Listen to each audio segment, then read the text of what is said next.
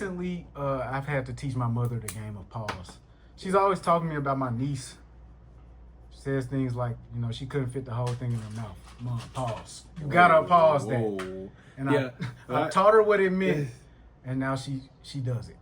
She pauses it. They say hey yo. Hey yo. They not on the pause. They be on that. They be on the hey yo. Hey yo. Hey man, it's fun, bro. It's fun for people of all ages. So Yeah. I would encourage you to never stop playing pause. Nah. It Keep ain't. playing pause. Pause forever. Pause forever. Pop the balloon. Yeah, pop the balloon, B. Do you do you watch Pop the Balloon? So I never watched it on Okay. YouTube or anything, but I did see the clips. I just can't. For me, it's very cringeworthy. It's taking the world by storm. Though. It's like, yeah, nah, people love it. Like my man's had came in to visit me from North Carolina, and he put it on. I was like, bro, come on, man. And you know, it was like, I'm just sitting there the whole time, like, I'm getting secondhand embarrassment, and then it's just like, it shows me all the problems. It shows me why a lot of people are single. What, Pop the Balloon? Yeah. I mean, it's easy to see because everything on there is so superficial and so quick. Yeah. I guess that's how our modern dating is as well anyway. Like, we move in and out of situations very fast, so we can only get superficial information about others. But seeing it real time like that is very cringy. It's like, Shorty might say, I don't like his shoelaces. Yo, like stuff like that. Huh? That'd be blowing me. That's why I can't watch that. And then you also see the difference in between the way what men and women are doing. For the most part, men are really weighing like things that I understand, like Shorty look good or she don't. I don't like her attitude. I don't like her personality. With the women, it come down to real, like, oh, I would have never thought she would have said that. Minute things. Shorty said he's too tall. Then the next dude, she was like, he's not tall enough. I was like, damn, bro, this girl has a very specific range Bro of was like 6'3". height. And so, but I'm hooked. Not gonna lie. You rock with The toxicity. I feel like I should go back and watch. So after watching the Netflix version, right? So You gotta watch the real They got version. a Netflix deal. The creators are executive producers of that. They have Yvonne Orji. Arlette, shout out to you and BM. Y'all Hosting. doing it big out here. Congrats to them. They got they got a deal. You know, that's Husband and wife. yeah. and wife. And it's like they have a new host. Mm-hmm. Brought in some of their own ideas, made it a live show, and people were not happy with the first episode. That first episode was very much white. It was too white. I'm gonna keep it simple. I'm gonna keep it ineloquent. It was white people. It was corny. It was cheesy. Yeah. And really, to be honest, that first dude, that was the problem. Whoever that first dude was, Johnny Bananas or some shit like that. You talking about the light skin? No, The white dude. who came out the Yeah, like he was hiding behind a tree. Yeah. Immediately, as soon as he did that, I was like, I'm off this. Yeah. And then the chick, she started talking about it was a black I woman. know and exactly she what was you're just, it was like, you cringe. Like, I don't like you representing like this. She was blowing me. I said, okay, this is why you're single. This is why you're, however old she was, 35. This is why you're 35 and single. Yeah, like, cause you're up here saying that and I hate to try to, bash your sister, but this is just facts. You're saying, oh, I want a guy that's black from below the waist, and come on, babe. Like, what are you? Are you a comedian? Because that was a terrible joke, and if you're not one, you're just crass and that's unattractive. Then she said something about the guy's forehead and his hairline, and she said something else that was mad. She's not one to that talk was about. mad corny, and I was like. And this is what I'll tell y'all for a fact right now. After that situation, I will tell you that as soon as your personality starts to show, that can affect how I view your physical person. Facts. Because before that, I wasn't even noticing her that much. Yeah. But when I was like, oh, tall, voluptuous black woman. Okay, I'm with it. She started talking. How big is her forehead, though? Damn, how short is her ponytail? And I'm not even saying this to hate on Shorty. I'm saying, like, that's the only point when any of these thoughts started to even occur to me. Like, why is she... I just had a lot of criticism of her after that. And who am I anyway? So, baby, keep doing your thing, but that, my opinion, don't move like that. Yeah. Producers find another representative for black women. And they did that for episode 2. I watched it. I checked it out. Yeah, I watched the second one too. Much better. Much better. Yeah. Still not as much appeal as the actual show. Yeah. The actual show is very quaint. For the most part, the people are very well behaved, very respectful.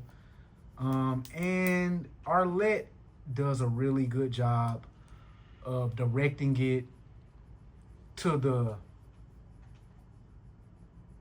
the actual, I don't even know. She does a really good job of grounding the show. She does a really good job of making it so that people won't end up arguing after something contentious is said. Mm-hmm. She makes sure that people know who the contestant is.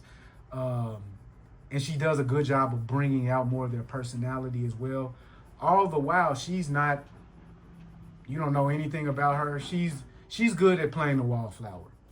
Yeah, you know. So do you think she should have continued to host it on Netflix? I'm gonna give Yvonne. I'm gonna give her another episode to see, because that's what people were saying after episode 1. After episode 1, it was definitely get around. It was here. Like, yo, they should have kept Shawty like, yeah, get Yvonne up out of here. And it wasn't even Yvonne's She was fault. doing too much. She was playing too much of the center of attention on episode 1. Okay. She was taking attention off of the contestants.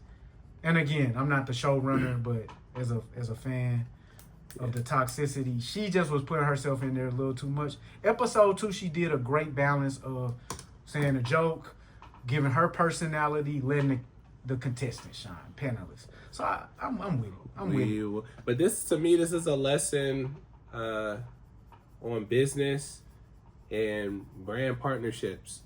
You know, because everybody always wants to, you know, get these brand partnerships, and they want to get a bag, and they want to get on these large platforms with these corporations, and it's like, okay, you know, that's the ideal, that's the goal, and then it's like, how do you maintain independence?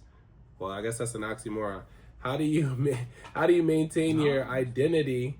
Okay. Or contradiction rather. How do you maintain your identity and creative control when, you know, partnering, even like if you do a joint venture with a label, or if you do a collab with something like, feel me? You negotiate for it, bro. You negotiate for it. And that's what they did. Like, you don't get what you deserve, you get what you negotiate. So you got EP credit. They got but then after that first episode, people are like, damn, this is over with. But no, like, y'all had a good thing going, and now it's like y'all let them whitewash it. But they kept ownership of the original show. Okay. So they got the EP credit, kept ownership of the original show, and then they get a residual off of merchandise and all of that stuff.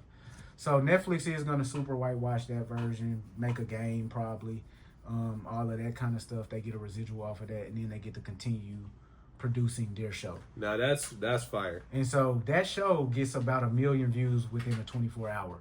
And that's another. That's the problem. That's the problem. What do we? I don't know. Let me go back and watch it, because I don't like. Oh, bro, it's not eye-opening or enlightening at all. It's more. This is what people gender wars. This is what we say here watching, women. Bro. This is what we say here watching. Hey, I'm sorry, I gotta be the one that's why I can't. That's why I never saw it, because I saw enough clips to say like that's something that I can't watch this. Like I can't. Trust you, I feel major shame that I tuned in. I feel major shame. It's definitely the what is it called? A guilty pleasure. Yeah.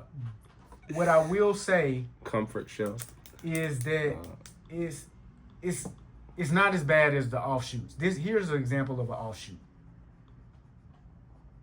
Oh, I see. For me, a perfect date. First thing I'm gonna do. Pardon my voice, man. First thing I'm gonna do, I'm gonna take you shopping for something to wear. The dude standing next to him is the meme of looking over your glasses. Yeah. This boy said, "Boy, you lying." I'm gonna get your hair done, get your nails done. This guy. Pick you up in my double R. Yeah. Probably got 1,000 roses in there. In the Rolls Royce. All right, After that, I mean, shit, we gonna just go with the day. You know what I'm saying? Nah, for real. So we gonna just go with the day. That's if we in the city. If we not taking no trip, like I said, I'm pick you up, double R, roses, all that, the whole thing. You done got your hair done, nails done, you dressed to impress, whatever. We both looking good. We gonna go out to eat, fine dining. We might go to a club, and pop shit, have fun. And then after that, you know, we might just go get some massages or something like that. I think that's a perfect day. Okay. All right. So based off of that, we're gonna have you pop 2 balloons. Come on back up here to the front with me. Unless you wanna, you know who balloons you gonna pop already.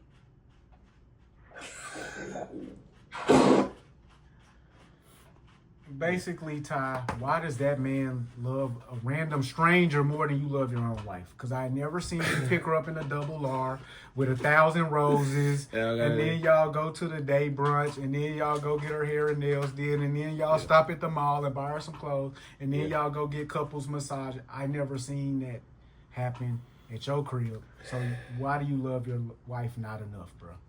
I gotta step it up, B. I gotta get my money up. And you just learned that from Pop the Balloon, and you talking about it's not educational. Yeah, Bruh, yeah. You just And then that's another thing that I could go on and on. That's another thing that bothers me about it. Like, people with the cap, bro. Like, everybody on there is some multi-hyphenate. Yo, entrepreneur. I'm a content creator. I'm a real estate investor. Bro, you work at a vending machine company. Stop. For real. And I'm a fitness instructor. Oh, so yeah, I'm actually I'm a software developer and I'm a yoga specialist. Nigga, you work at State Farm. Like everybody, it's so performative. It's like, okay. I can't deal. The good news is she popped his balloon immediately. Right. Life lesson, you don't gotta lie to kick it, bruh. Okay? All right. I'm an actor. I'm this. I'm that. Like, shut up. We got a limited amount of time left, bro. Yeah. What you want to do? I feel like the black businesses probably is the one that because that's important. That's important. In top 5, you don't want to do Wayne acting weird? Oh my goodness. We still haven't did top 5. Oh, we didn't do top 5. We didn't do it. We have to do top 5. We got to do top 5. We have to do. Let's do top 5. Top 5. The black business clip isn't going to be floating around next week like that. Yeah. Top 5 quickly, then we touch on black business. Yeah. Okay.